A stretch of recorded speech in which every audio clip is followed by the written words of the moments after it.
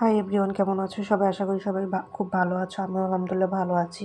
তো তোমরা দেখতে পাচ্ছ সাম্প্রতিক সময়ে ঘটে যাওয়া উত্তরায় টিসিবি পণ্য না নিতে পেরে কিছু নিম্ন শ্রেণী মানুষের মধ্যে যে হাতাহাতি মারামারি হয়েছে, আসলে এগুলো আমার কাছে একটা ফান ভিডিও মনে হয়েছে। কি দরকার?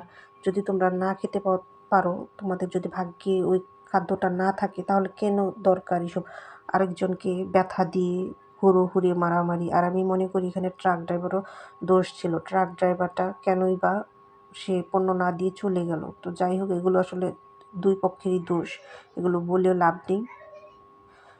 তো এখন তোমরা দেখতে পারছো একটা বানর, যে বানরটা, এটা অনেকেই হয়তো বা অনলাইনে দেখেছো, আমিও দেখলাম। তো এই বানরটার মা নেই, অন্যান্য বানরগুলো ওকে কেউ হেল্প করে না বা ওর সাথে কেউ থাকে না। তো এখান থেকে আমাদের শিক্ষা নিতে হবে। আর এই পুতুলটাকেই সে তার মা ভাবে। সে আসলে মার হারানোর বেদনা ভুলতে পারছে না, এর জন্য এই পুতুলকে মা ভেবে থাকে। এর জন্য এখান থেকে শিক্ষা নিতে হবে আমাদের, যে আমরা এছাড়াও আমরা এটাও জানি যে মার পায়ের নিচে সন্তানের বিহেস। যার মা নেই সেই বোঝে মা হারানোর দুঃখ, কষ্ট, বেদনা। এর জন্য মা যতদিন বেঁচে থাকবে, তোমরা অবশ্যই মাকে সম্মান করবে, শ্রদ্ধা করবে, ভালোবাসবে। কারণ একজন মাই বোঝে, সেটা বাবা বোঝে না। মা বোঝে সন্তানের দুঃখ, কষ্ট, বেদনা। এর জন্য তোমরা মাকে সম্মান শ্রদ্ধা তো করবে, আর মার সাথে ভালো ব্যবহার করবে।